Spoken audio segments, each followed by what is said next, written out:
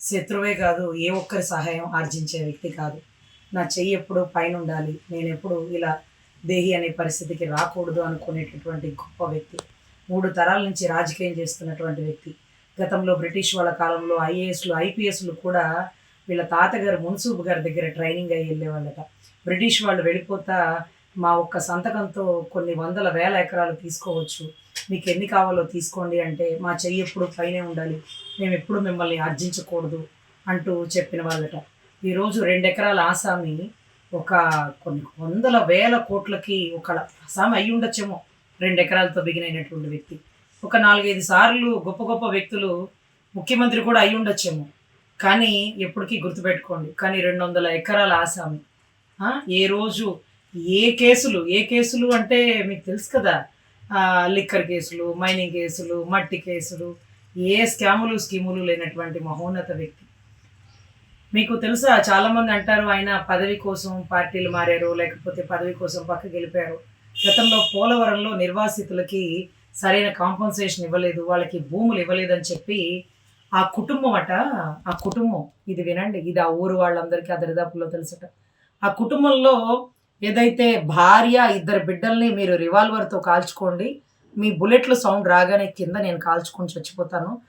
అప్పుడు మాత్రమే ఆ జీవో వస్తుంది. అప్పుడు మాత్రమే ఆ పోలవరం నిర్వాసితులకి న్యాయం జరుగుతుంది అంటే, ఆ తల్లి తన 2 బిడ్డల్ని కాల్చలేక కళ్ళకి గంతలు కట్టుకుంటే, ఆ 2 బిడ్డలు ఏదైతే గడియారం సౌండ్ వింటే కూడా గుండె దడ పుట్టేటటువంటి పరిస్థితుల్లో, అంటే మీకు తెలుసు, రివాల్వర్ పట్టుకొని పోలీస్ స్టేషన్ దగ్గర నుంచున్నవాడు హీరో అయితే, ఆ రివాల్వర్‌తో ఆ కుటుంబాన్ని మొత్తం కాల్చుకొని చచ్చిపోతాం, పేదలకి న్యాయం చేయండి, ఏ భూములైతే పోలవరానికి ఇచ్చారో ఆ భూములు ఇచ్చిన రైతులకు అన్యాయం చేయకండి అంటూ పోరాడిన వాడు ఒక మహోన్నత వ్యక్తివే అవుతాడు కదా! అతని కాలి ధూళికి కూడా మనము ఎన్నో అనుభవజ్ఞులు వీళ్ళందరూ సరిపోతారా అండి? అటువంటి వ్యక్తి ఆ స్థాయిలో ఎప్పుడూ ఇచ్చే స్థాయిలోనే ఉండాలనుకునే వ్యక్తి, దేహి అనుకునే పరిస్థితుల్లో ఈరోజు కాపులందరూ చందాలేసుకొని ఆయన్ని బాగు చేయబోతున్నారు, ఆయన దగ్గర ఫండ్ లేదు అంటూ తెలిసి తెలియని మాటలు మాట్లాడుతూ ఆయన విలువను తగ్గించే ప్రయత్నం చేయకండి. ఆయన అభిమానులు చాలామంది బాధపడతాం. ఈరోజు ఆయన ట్రీట్మెంట్ తీసుకుంటుంది సింధు హాస్పిటల్. మొన్నే మోడీ గారు ఓపెన్ చేసిన హాస్పిటల్. హెట్రో రెడ్డి గారి ఆధ్వర్యంలో ఉంది.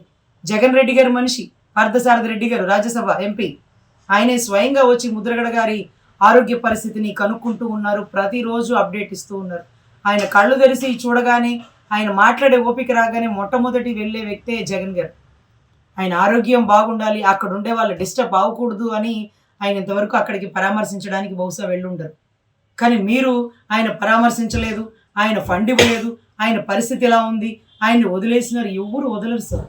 కాపు జాతికి ఒక నాయకుడనే చెప్పాల.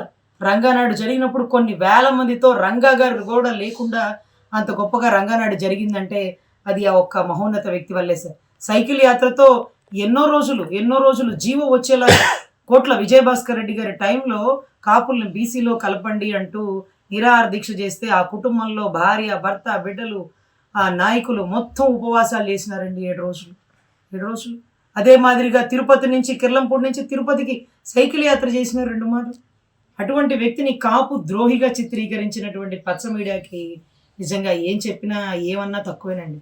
సో దయచేసి ఆయన ఆరోగ్యం గురించి అందరూ అందరూ ఆయన తొందరగా కోలుకోవాలని మేము మనస్ఫూర్తిగా ప్రార్థిస్తున్నాం.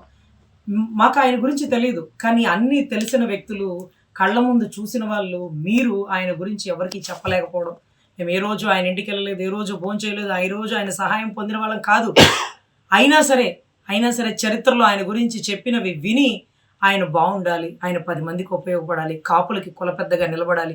గతంలో దాసరి నారాయణరావు గారు అన్న మాట గుర్తొస్తుంది. రంగా గారిని కోల్పోయాం, ముద్రగడ గారిని కోల్పోవడానికి ఊరుకోం, మీరిచ్చిన మాటే కదా, నిలబెట్టుకోవడం చేత కదా, మా జాతి మీద దాడి చేస్తావా నువ్వు అంటూ గర్జించిన ఆ సింహపు గర్జన దాసరి నారాయణరావు గారు, ముద్రగడ గారు, ఇప్పుడు దాసరి రాము గారు, ఇలా కొంతమంది కులంలో ఒక నాయకులు ఉంటారండి. వీళ్ళందరినీ కాపాడుకునే ప్రయత్నం మేము ఎప్పుడు మనస్ఫూర్తిగా చేస్తాం.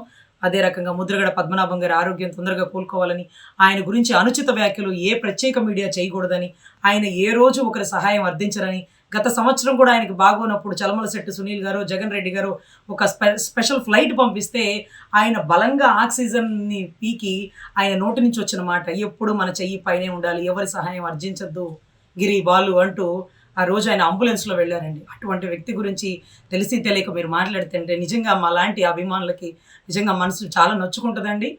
ఎప్పుడు ఆ వ్యక్తి ఆ స్థాయిలో ఉండాలని కోరుకుంటాం. అలాగే మేమందరం కూడా ఆయన అడుగుజాడలో నడవడం చాలా కష్టం. కానీ అలా నడిచే ప్రయత్నం చేస్తాం.